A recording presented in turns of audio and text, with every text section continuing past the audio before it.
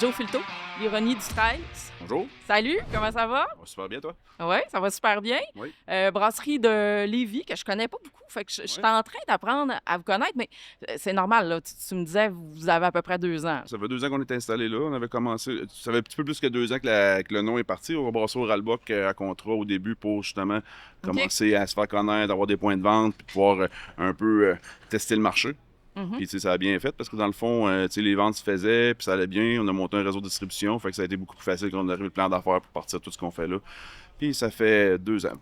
OK. 2 ans qu'on a vraiment notre place, la brasserie, puis qu'on gère ça, puis ça continue.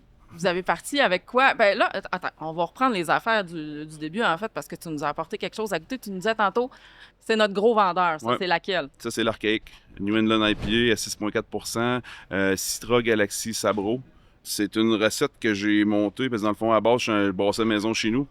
Je brasse plus maison présentement, j'ai plus le temps. Là. J'aimerais ça avoir le temps des fois, mais j'ai plus le temps bien. Là. Mais c'est une recette que j'ai montée aux alentours de 2016-2017. En voulant dire que tu sais, c'est avec ça j'ai testé pas mal tous les houblons, j'ai appris les houblons. Fait que tu sais, la base de la recette, je la connaissais, la levure, tout. Tu sais, au début, le monde qui buvait à la bière, c'était mes chums, la famille, du monde proche. Puis c'était elle qui ressortait tout le temps. OK. Fait que, tu sais, à un moment donné, je suis comme, OK, on continue à pousser et tout ça. Puis, moi, c'est une bière que, dans le fond, en 2019, quand Bière Boréal ont présenté, ont demandé, ils ont fait un concours amateur, le projet CAS. Je me suis inscrit sur le fly de même. On était 300, je pense, participants. Puis on a sélectionné 4 personnes. Puis j'ai fait partie de ces 4-là. On était brassés là-bas, puis on a présenté nos bières au festival à Chambly. Fait que c'était vraiment le choix du public, on se présentait nos bières, puis c'est cette bière-là qui avait gagné. Notre gros vendeur, c'est comme un peu notre figure de proue. Je veux dire, c'est le genre de bière qu'on n'a pas le choix de quasiment brasser en continu. Tu me demandais quand c'est une bière que tu as tout le temps. J'ai dit oui, j'ai une bière que j'ai tout le temps. Moi, écoute, j'ai du monde qui vient à la brasserie que pour boire de l'Archaïque. Je la bois encore, elle est encore excellente. C'est New England, c'est juteux, c'est soyeux, mais il y a quand même un petit kick d'amertume dedans, une manière de travailler le sabro pour justement pas que ça sorte trop. Coconut, puis ça. Fait que c'est avec du Galaxy aussi qui prend de la place aussi. Fait que c'est vraiment. C'est une belle équilibre, mais avec un petit kick. T'es fier, hein? Ouais, je suis fier. Je suis fier de cette bière-là. Je suis vraiment. T'as le droit, elle est bonne. Moi, j'ai eu le temps de la goûter, elle est super bonne. C'est-tu le genre de bière que t'es à l'aise? T'aimes-tu ça brasser de IPA? C'est parce que tu te sens, tu connais bien ce type de je connais bien, mais je brasse toutes sortes de bières. Ouais. Mais tu sais, dans les dernières années, c'est vraiment là-dessus, tu sais, quand la vague est partie. Dans le fond, pourquoi je les ai brassées, ces bières-là, c'est qu'au début, avec la Nord-Est, personne n'était capable d'en trouver. Il fallait se courir, t'arrivais, il n'en restait plus. Ça faisait déjà 4 ans que je brassais chez nous. Fait que je me suis mis à lire sur le style, puis checké, fait des tech tests. Puis, tu sais, à un moment donné, j'ai fait comme, OK, ben, si tu es supposé de goûter ça, puis jusqu'à temps que je goûte justement à des New England, tout, là, j'ai fait comme, tabarnouche, OK. C'est. Tu sais, je suis dedans, je pense, là. Puis ça m'a permis aussi de un peu rentrer dans le monde brassicole, de connaître les brasseurs, puis tout, puis de m'apercevoir que, comme on disait tantôt, qu'il y a une méchante gang qui sort du brassage maison, là. Ouais, du sous-sol, puis qui décide ça, de là. lancer ça. Mais c'est-tu dur de rentrer dans le monde des brasseurs? Tu dis, ça m'a permis de rentrer, mais Ben, c'est pas dur, ça dépend. Moi, je suis pas gêné dans la vie, là. ouais. Je débarquais avec ma petite glacière, puis avec mes growlers que je sortais de mes cornies chez nous, puis j'emmenais ça, puis tu sais, je les faisais goûter. Puis tu sais, ça, à force de le faire, ben, tu te rencontres du monde, puis là, ben, je me suis mis chum avec du monde un peu, fait que ça a commencé comme ça. Puis à un moment donné, quand j'ai compris comment à peu près ça marchait, puis comme ça, puis nous, je voulais tout le temps être en business. Moi, à 20 ans, je disais, mais que je trouve dans quoi je veux aller, va chez moi ben aller. Puis tu sais, écoute, j'ai 41, puis ça a repris un bout, mais au final, regarde, je me suis dit, ça qu'à faire de quoi, on va le faire comme du monde. Je me suis fait des assis de bons chums dans le milieu, puis c'est le fun parce que c'est l'échange d'informations. Tu sais, de notre côté, des fois, il y a des affaires qu'on voit pas, puis on se fait juste se parler un peu, puis là, on fait, oui, il y a ça, puis là, on va faire de l'autre côté. On a fait nos erreurs, on a fait nos bons coups. C'est une occasion pour ça, tu sais, les festivals comme ici, d'échanger de ça, puis de partager, comme tu dis, tes bons coups, Faire tes des affaires. contacts. On a beau d'être entouré de nos cuves, ça reste que, tu sais, la base, c'est les clients, là, c'est le monde qui aboive. Là. C'est ça que j'aime, c'est d'avoir le contact direct, puis faire rencontrer comme autant les clients que les brasseries. C'est un 3 jours bien le fun. Ouais. Pas reposant. Bien Pas rempli. reposant. Ouais, c'est ça. Alors, rendu là, vous faites des choix, là. Tu sais, nous autres, on vous fait venir un peu. On vit avec. Puis en 2 ans, bon, oui, on a parlé beaucoup du point de départ de l'ironie du 13, mais en 2 ans, penses-tu que vous avez trouvé votre identité brassicole ou tu es encore un peu dans l'expérimentation? Non, je te dirais que là-dessus, tu sais, je veux dire, on est beaucoup, on aime le style allemand, le style américain. C'est sûr que moi, il y a un côté de brassage cheval, ce que je faisais beaucoup chez nous dans le temps, moins, comme je dis, le moins là. Mais c'est quelque chose c'est un volet de l'ironie qui va avoir un jour. Barriquer, ces affaires-là, je suis un gros tripeux, moi, de ces genres de bières-là. Je trouve que c'est c'est un brassage qui permet un peu plus d'exprimer avec les bières sauvages. Tu vis un peu avec la levure, avec ce qui se passe dans ton baril, puis avec comment la bière a vieilli, puis tu l'ajustes au fur et à mesure. C'est des bières qui sont vieillies sur plusieurs mois, peut-être des fois des années. Fait que c'est ce bout-là que je trouve que c'est vivant de la bière. Hein? On veut faire quelque chose, mais ça reste en vie. Tandis que sur une longue période, mais chez nous, j'ai déjà fait des bières qui, au bout de 12 mois, c'était pas buvable. Je l'ai laissé aller. 14 mois, je ressors des affaires, puis je fais comme, ça a changé. La bière, elle s'est transformée, elle a continué à travailler, puis ça finit que moi, je mettais des numéros ou des lettres dessus mes bouteilles, mais je me rappelle de la GS, j'ai fait comme, wow, OK. Une bière que je pensais qu'elle, j'étais pas sûr, je laissais d'entourer, puis je me dis, bon, t'as regardé à l'œil, puis ça a fini que j'ai embouteillé ça, puis j'en ai encore 2 bouteilles chez nous, bouteilles vont avoir 4-5 ans, je pense. Mais est-ce que tu es capable de la refaire? Parce que là, c'est un peu un hasard si tu es arrivé à ça. Ben, c'est pas un hasard. Ben, je serais pas de la refaire parce que dans le fond, j'ai pas gardé, je pourrais regarder les souches de lover puis tout ça, mais on passe notre temps à essayer à faire la même bière, les mêmes recettes, à suivre les mêmes points.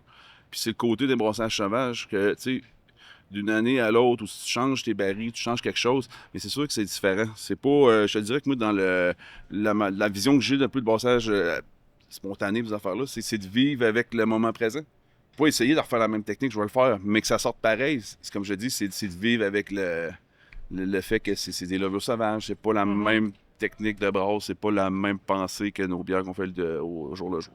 Ça doit être une belle façon de compenser dans le sens que, bon, tu as un resto, tu as une entreprise à fournir, tu as des produits que les gens attendent, faut que tu les fasses. Eux autres, il faut qu'ils rentrent by the book. Mais ta bière sauvage, ben, tu sais, ça te donne l'occasion d'être plus créatif. Oui, c'est ça. Le monde va en acheter, mais c'est pas le genre de bière que le monde va courir après ça. C'est un plus-value que t'offres.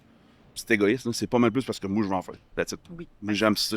Puis il faut que tu sois passionné pour être dans ce milieu-là, dans ce genre de business-là, parce que, je veux dire, on en met des heures, on met du temps, puis d'être capable d'arriver à faire comme, écoute, je suis capable d'en faire.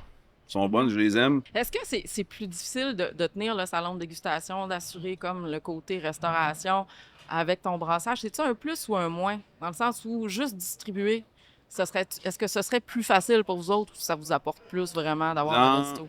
Dans le monde brassicole présentement, après COVID, je te dirais que c'est pas... plus ça avance, moins on distribue, c'est plus facile à gérer, je te dirais.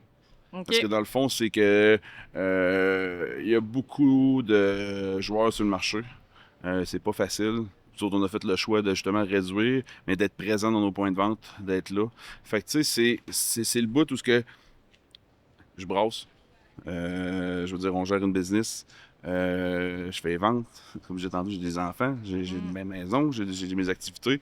Que on peut pas être partout. Fait que de réduire, c'est vraiment plus facile pour moi personnellement de gérer le fait que le salon fonctionne en avant plus qu'avant. Puis c'est beaucoup plus facile de gérer plus proche que d'essayer de s'éparpiller partout. Ouais. Parce que le monde dans notre région nous connaisse. Ils savent un peu à quoi s'attendre. Ça fait 2 ans, on est connus, malgré que je dis on va être en perpétuel démarrage. Là.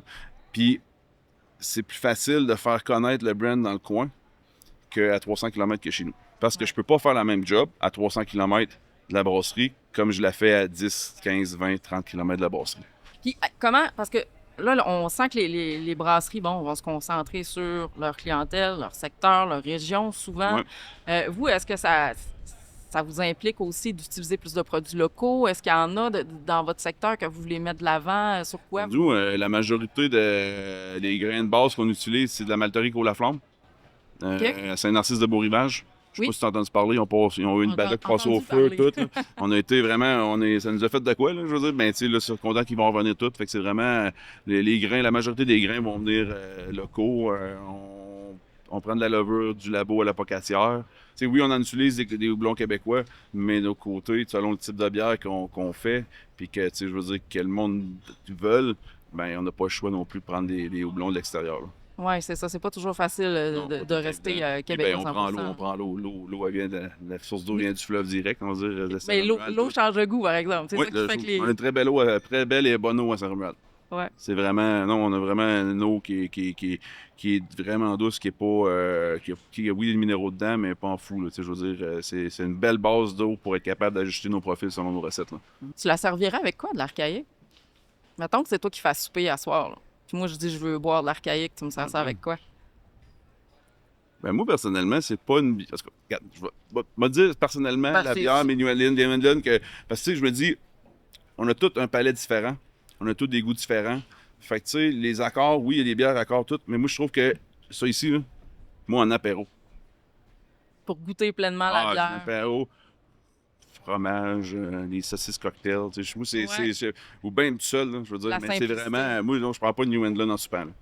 Non, non, ben, elle a beaucoup de personnalité, là. Ça Ben, c'est ça, c'est faudrait ce bout-là, partager là. son Mais ego, ça, là. c'est le genre de bière, moi, personnellement, que tranquille, au soleil, des chums, prendre une bière, relax. C'est parfait, je te confirme. Merci d'être venu nous Hey, voir. merci à vous autres. On va se dire à l'année prochaine.